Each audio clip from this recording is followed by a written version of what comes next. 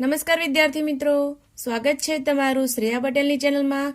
આજે આપણે ધોરણ 6 પ્રકરણ 5 સ્વાધ્યાય પોથીના પ્રશ્ન 15 થી અભ્યાસ કરીએ। પ્રશ્ન 15, તમારે કેટલો આંટો ફરવો પડશે તે લખો। અહીંયા તમને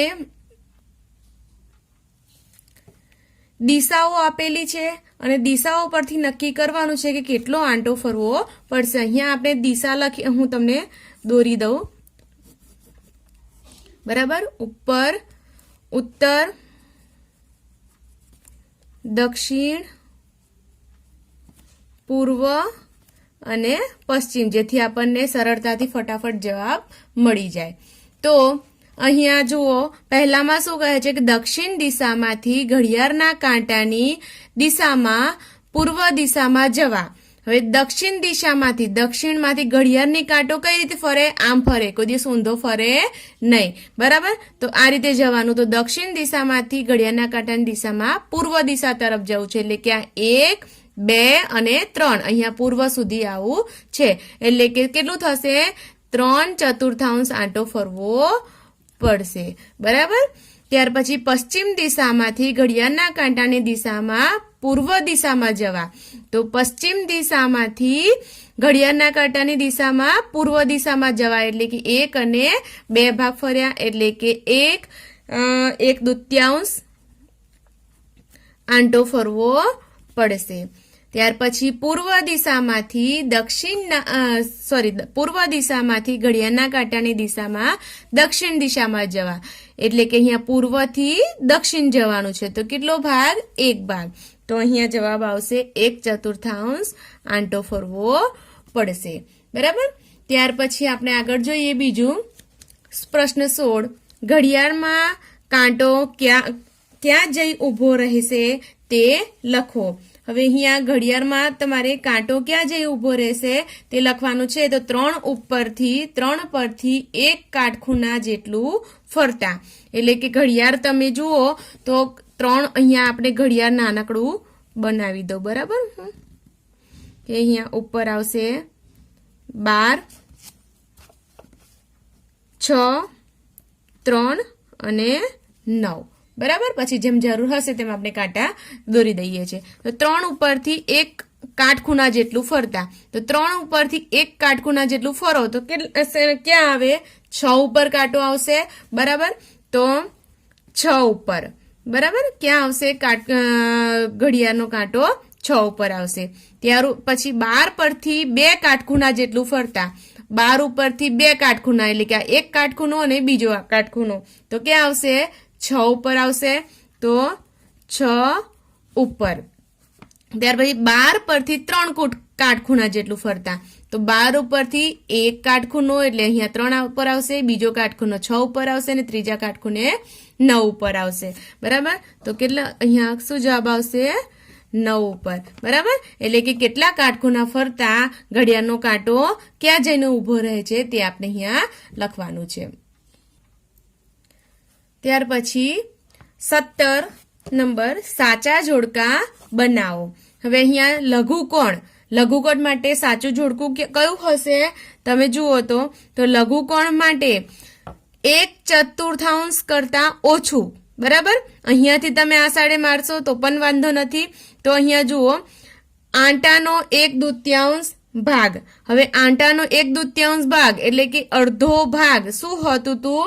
સરળ કોણ હોતું હતું, બરાબર। તો એ રીતે તમે કરશો તો પણ વાંધો નથી, અને આ સાઈડથી તમે એક એક કરીને શોધશો તો પણ વાંધો નથી। તો ચલો, લઘુકોણ, તો અહીંયા શું થશે? આંટાનો અડધો ભાગ તો થશે નહીં, આંટાનો 1/4 ભાગથી ઓછો, એટલે કે 1/4 ભાગ એટલે આપણે કેટલો થાય? કાટકોણ થાય, બરાબર। તેનાથી ઓછો એટલે લઘુકોણ થશે। તો અહીંયા બી છે, તો અહીંયા જવાબ આપીશું બી। ત્યાર પછી કાટકોણ માટે શું કરીશું? તો આંટાનો 1/4 ભાગ, જેમ કે મેં અહીંયા કીધું કે 1/4 ભાગથી ઓછો, તો કાટકોણથી ઓછો લઘુકોણ થયો, તો 1/4 ભાગ એટલે શું થશે? કાટકોણ થશે। તો આંટાનો 1/4 ભાગ એટલે કે અહીંયા 2 નંબરમાં થશે, ડી લખાશે। ત્યાર પછી ગુરુકોણ એટલે કે કાટકોણથી મોટો, બરાબર, એટલે કે કેટલો થશે 1/4 ભાગ એટલે કે કાટકોણ અને તેનાથી 1/2 ભાગની વચ્ચે, બરાબર, એટલે કે આંટાનો 1/4 ભાગથી વધારે અને 1/2 થી ઓછું, તો આ થશે ગુરુકોણ થશે, એટલે કે ઈ લખીશું. સરળ કોણ માટે અહીંયા મેં તમને પહેલા કીધું એમ આંટાનો અડધો ભાગ આપણે સીધી લાઈનમાં કરતા તો સીધી લાઈનમાં કેવી આવતો સરળ કોણ આવતો, તો અહીંયા આવશે એ. અને પ્રતિબિંબ કોણ એટલે આંટાનો 1/2 ભાગથી પણ વધારે, બરાબર, 1/2 ભાગથી વધારે પ્રતિબિંબ કોણ, તો અહીંયા આવશે સી જવાબ આવશે. 18 નંબર સાચા જોડકા બનાવો. હવે અહીંયા સાચા જોડકા બનાવવાના છે. તમે અહીંયા આપણને ખૂણાનું માપ આપેલ છે, આ તો એકદમ ફટાફટ આવડી જશે, બરાબર. ખૂણાનું માપ પરથી તો તમે સરળતાથી ફટાફટ લખી શકો છો. તો અહીંયા જુઓ ખૂણાનું માપ, ખૂણો DIS, માપ ખૂણો DIS બરાબર 225 અંશ. 225 અંશ કોનું હોય? પ્રતિબિંબ કોણ, સરળ કોણથી વધારે, બરાબર. તો અહીંયા જવાબ આવશે પહેલામાં ઈ. ત્યાર પછી 180 અંશ.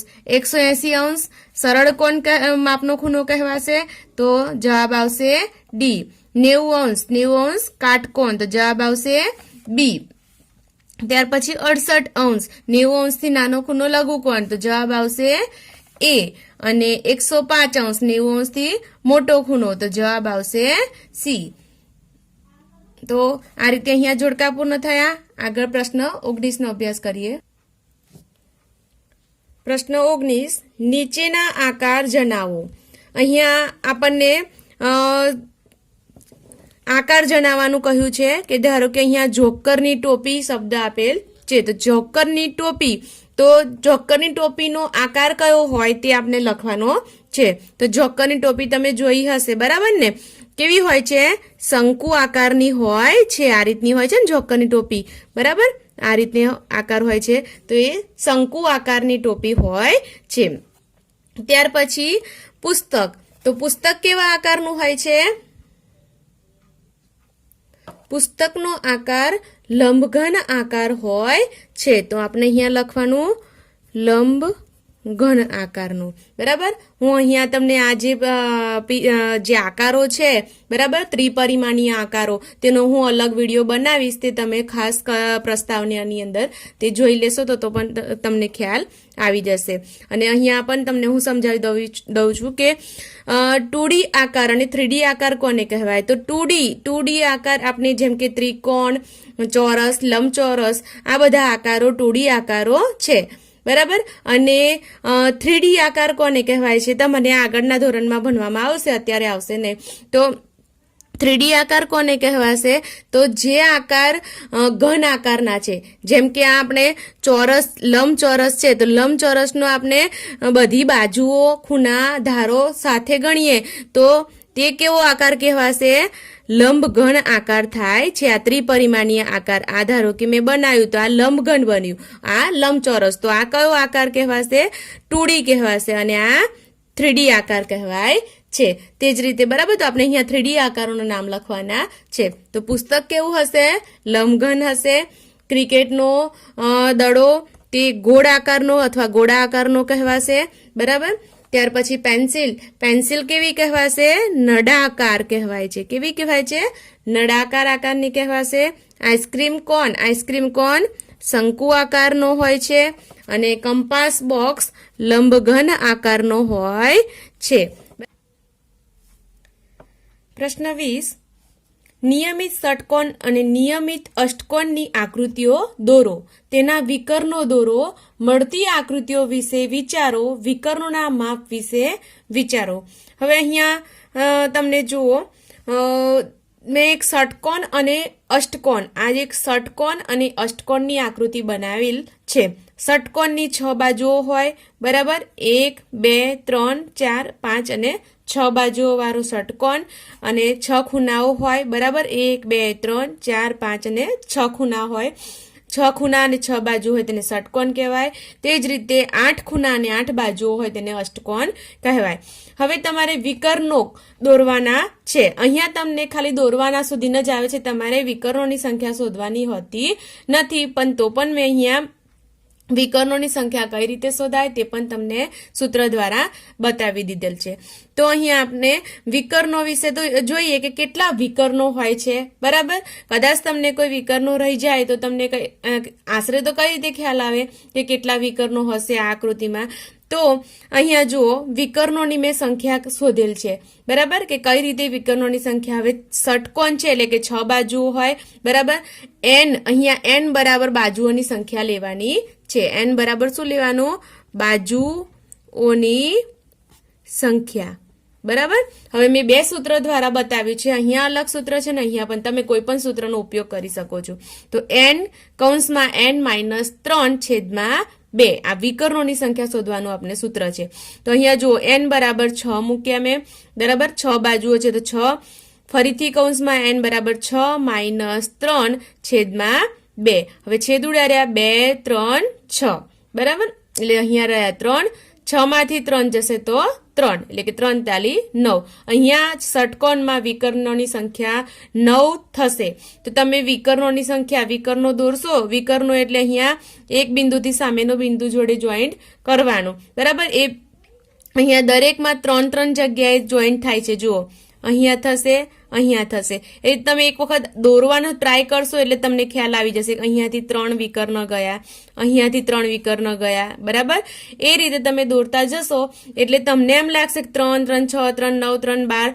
એ રીતે નહીં, તમે દોરશો તે વખતે જ તમને ખ્યાલ આવશે કે 9 જ વિકર્ણ દોરાય છે. બરાબર, એ ઓટોમેટિકલી એકબીજાના બીજા એડ થઈ જતા હોય છે એટલે 9 વિકર્ણ બનશે. તો તમે સામસામે માપપટ્ટીની મદદથી વિકર્ણો દોરશો દરેક બિંદુથી. દરેક બિંદુને જોઈન્ટ થવા જોઈએ. આ બિંદુ છે તો અહીંયા પણ, અહીંયા પણ, અહીંયા પણ, પછી અહીંયા બાજુમાં આવી જાય છે એટલે અહીંયા આવશે નહીં. અહીંયા પણ બાજુમાં છે એટલે અહીંયા આવશે નહીં. ત્યાર પછી બીજો પોઈન્ટ લેવાનો, અહીંયાથી દોરો, અહીંથી દોરો, અહીંથી દોરો. બરાબર, એ રીતે વિકર્ણો તમારે બધા દોરવાના છે. 9 વિકર્ણ બનશે. તે જ રીતે અહીંયા અષ્ટકોણ, એટલે કે અષ્ટકોણ પહેલા દોરી દેવાનો, 8 બાજુઓ વાળો. બરાબર, ત્યાર પછી અષ્ટકોણમાં વિકર્ણોની સંખ્યા કેટલી થશે? તો જુઓ, અહીંયા વિકર્ણોની સંખ્યા માટે મેં બીજું એક સૂત્ર લીધું છે કે n કૌંસમાં n-1/2. અહીંયા 3 ની જગ્યાએ 1 કર્યો, માઇનસ ફરીથી n. બંનેમાંથી કોઈ પણ એક સૂત્ર લઈ શકો છો, આ વધારે ઇઝી રહેશે. બરાબર, તો અહીંયા n બરાબર અષ્ટકોણ છે 8 બાજુ એટલે 8 કૌંસમાં 8-1/2. n બરાબર ફરીથી 8. હવે અહીંયા 8 છે, 8 માંથી 1 જાય તો 7, 8 ના 8 છેદમાં 2. અહીંયા છેદ ઉડાડ્યો 2, 4, 8 એટલે અહીંયા રહ્યા 7, 4, 28 - 8. તો 28 માંથી 8 જશે તો 20. એટલે કે અહીંયા અષ્ટકોણમાં વિકર્ણોની સંખ્યા કેટલી છે? 20 છે. બરાબર, તો અહીંયા મેં વિકર્ણો દોર્યા છે. તમારે એ જ રીતે અહીંયા જેમ અહીંયા સમજાવ્યું તે જ રીતે એક પોઈન્ટ પકડવાનો. અહીંયાથી અહીંયા બાજુમાં એકલું દોરાય નહીં. બરાબર, અહીંયાથી તમે અહીં વિકર્ણ અને આ બાજુમાં આ બે જગ્યાએ વિકર્ણ દોરી શકો નહીં. તેના સામેના બધા બિંદુઓને જોડશો એટલે વિકર્ણો દોરાઈ જશે. બરાબર, તો એ રીતે વારાફરતી બધા પોઈન્ટ લેવાના. દોરતા જઈને તમે લાઈન ગણતા જશો તો ટોટલ વિકર્ણ કેટલા થશે? 20 વિકર્ણ થશે. તો આ રીતે તમારે ષટકોણ અને અષ્ટકોણ દોરી અને તેની અંદર વિકર્ણો દોરવાના છે. ત્યાર પછી છેલ્લો પ્રશ્ન 21 નંબર. નીચેની ત્રિપરિમાણીય વસ્તુઓની આકૃતિઓ દોરો, તેના ફલક, શિરોબિંદુ, ધાર અને ખૂણા દર્શાવો. હવે ત્રિપરિમાણની આકૃતિ મેં તમને સમજાવી કે કોને કહેવાય. તે લંબઘન, ત્રિકોણીય પિરામિડ, ચોરસ પિરામિડ, ત્રિકોણીય પ્રિઝમ, આ બધી 3D આકૃતિ, ત્રિપરિમાણીય આકૃતિ. 3D એટલે ત્રિપરિમાણીય આકૃતિ અને 2D એટલે દ્વિપરિમાણીય આકૃતિઓ કહેવાય છે. આપણને ખાલી જગ્યામાં પૂછાશે, હું તમને ત્યાં આગળ ખાલી જગ્યા સમજાવતી વખતે બધું ફરીથી સમજાવીશ. તો ત્રિપરિમાણીય એટલે કે 3D આકૃતિઓ દોરવાની છે અને ફલક, શિરોબિંદુની ધાર અને ખૂણા તેના દર્શાવવાના છે. તો હું તમને તૈયાર આકૃતિ છે તેમાં હું તમને સમજાવું છું. જુઓ, આ લંબઘનની આકૃતિ છે. પહેલો નંબર આપણે લંબઘન. તો લંબઘન તમારે આ રીતે દોરવાનું છે. બરાબર, અહીંયા તમને આપેલ છે આ ધોરણ 8 ની અંદર આ તમને આવે છે કે V એટલે શિરોબિંદુ કહેવાય, F એટલે ફલક કહેવાશે અને E એટલે ધાર કહેવાશે. બરાબર, તમારે અત્યારે યાદ રાખવાનું હતું નથી પણ તો પણ આપણે અહીંયા લખીએ. બરાબર, V એટલે શિરોબિંદુ, F એટલે ફલક અને ઈ એટલે ધાર કહેવાશે. અહીંયા તમને શું પૂછ્યું છે? તો ધાર કેટલી છે, શિરોબિંદુ કેટલા છે અને ફલક કેટલા છે તે આપણે લખવાનું છે. બરાબર. તો અહીંયા આપણે શિરોબિંદુ કેટલા છે લંબઘનમાં તે જોઈશું. તો જુઓ, શિરોબિંદુ કોને કહેવાય? આ જે પોઈન્ટ ટપકા અહીંયા જે ખૂણો બને, બરાબર, અહીંયા જે તેને શિરોબિંદુ કહેવાય છે.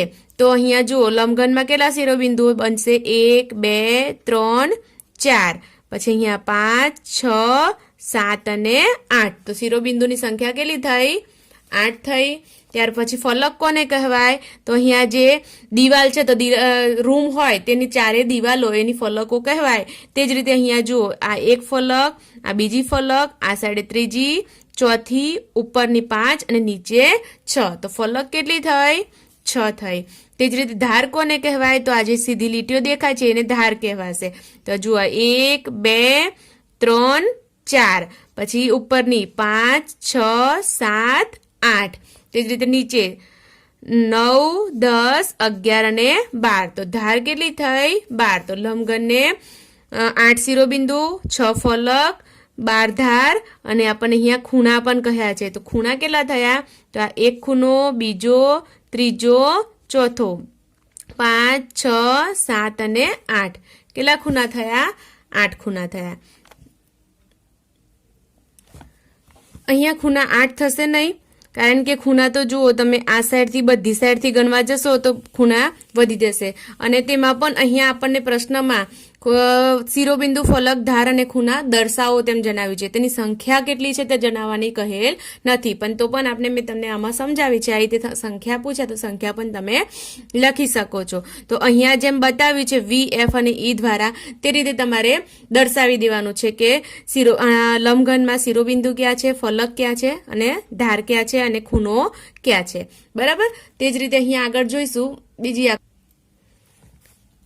ત્રિકોણીય પિરામિડ. તો ત્રિકોણીય પિરામિડ આ રીતની આકૃતિ હોય છે, જેનો એક શિરોબિંદુ ઉપર, બરાબર, ઉપર શિરોબિંદુ 1, નીચે 1 2 અને 3 શિરોબિંદુ હોય છે, એટલે કે 4 શિરોબિંદુ હોય છે. બરાબર. આ એક શિરોબિંદુ છે, જુઓ.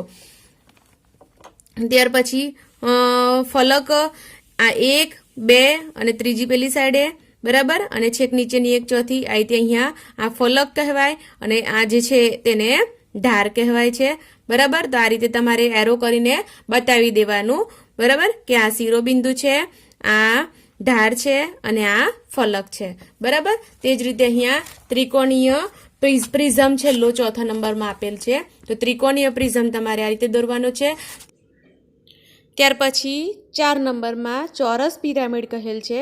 તો અહીંયા જેમ ત્રિકોણીય પિરામિડ છેલ્લે જે આધાર છે તે ત્રિકોણ આપેલો છે, તેની જગ્યાએ તમારે ચોરસ ઉપર પિરામિડ બનાવી દેવાનું, એટલે કે ચોરસ પિરામિડ થઈ જશે. વિડીયો ગમ્યો હોય તો લાઈક કરજો, શેર કરજો, સબસ્ક્રાઈબ કરજો.